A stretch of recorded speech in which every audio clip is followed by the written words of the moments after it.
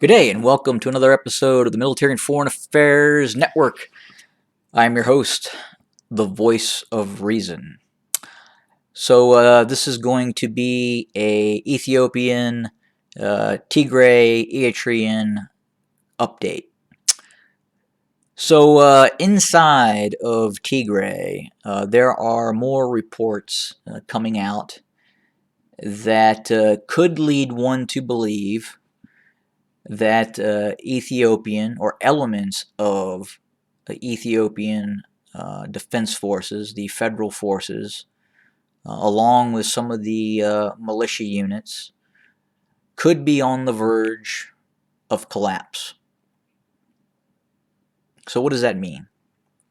Well, when you move large amounts of military forces from one area of the country to another area that happens to be opposed to you being there, you still have to maintain supplies. You still have to maintain morale. You still have to keep unit cohesion. You have to find places to billet these soldiers.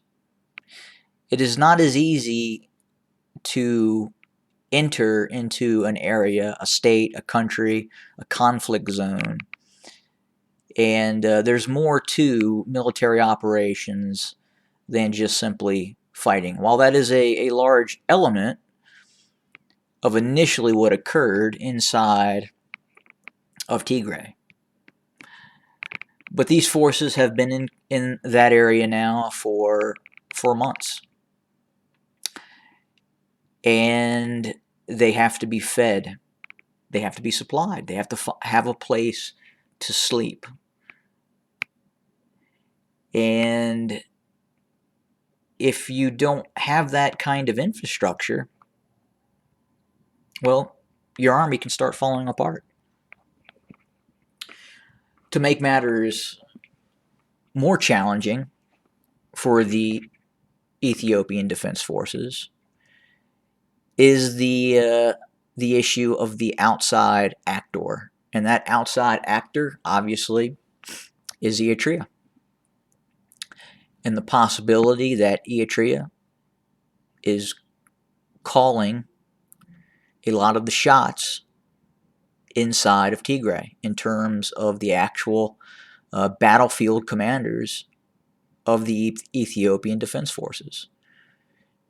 It has been reported that, in fact, Ethiopian generals, colonels, are reporting directly to the Eritrean Ministry of Defense in some of these operations. And the Eritrean army actually has command authority. That may not sit well with a lot of Ethiopian leadership. It may have created rifts inside of the actual Ethiopian command system. And not to mention, if that information is picked up by frontline soldiers on the ground, what do they think? What's going through their heads? So again, a lot going on. Fighting continues, obviously, sometimes heavy. But the real problem for the Ethiopian Defense Forces at this point is keeping a cohesive fighting force inside of Tigray. And again, that has a lot to do with the supply issue, the morale of troops, the professionalism of the actual troops that are there. Many of the forces that have been deployed, some of which are ethnic militias from other areas of the country, do not have a lot of military training. And what we're hearing, a significant part of the actual Ethiopian Defense Forces that are now being deployed inside of Tigray lack needed military training to be successful in that area of operations. But we'll keep an eye on what's going on and report as we get information.